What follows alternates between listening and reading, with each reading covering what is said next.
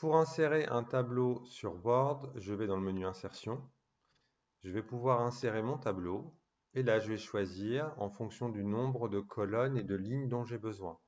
Donc ici, on a les lignes directement. Ici, j'ai une colonne avec, vous voyez, 6 lignes.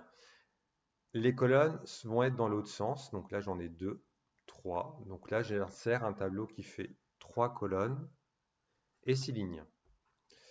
Et juste une petite case ici, là, que je viens de sélectionner, correspond à une cellule.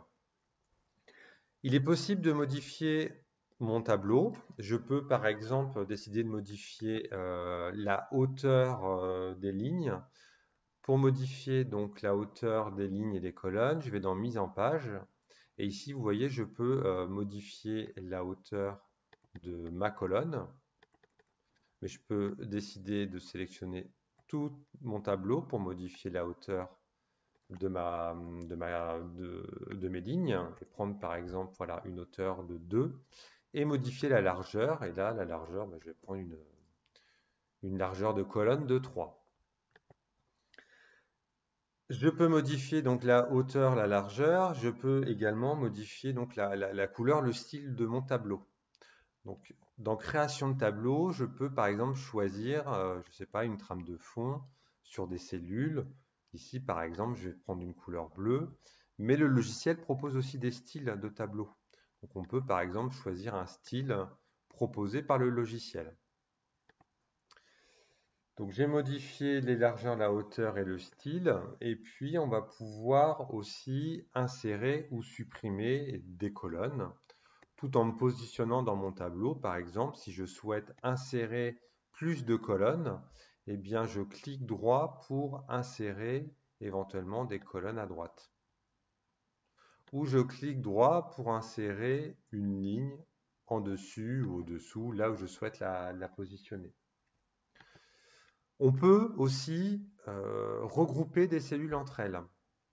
Par exemple, ici, là, j'en ai 4 et j'aimerais en fusionner les 4 pour qu'il n'y en ait plus qu'une seule. Eh bien, je sélectionne les 4 et je clique avec ma souris à droite pour les fusionner. Et là, j'ai plus qu'une cellule, en fait, au lieu des 4. Si ça ne me plaît pas, je peux aussi diviser ma cellule en plusieurs.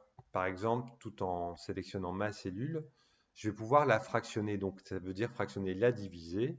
Par exemple, là, je peux la diviser en 3 colonnes et en 2 lignes. Et donc là, j'ai bien donc, mes 3 colonnes et mes 2 lignes sur ma cellule. Voilà à peu près ce qu'on peut faire sur Word. Dernier élément, on peut, voilà, quand vous allez sélectionner votre texte, je ne sais pas si je mets par exemple télévision, mon texte ici est pas centré dans ma cellule.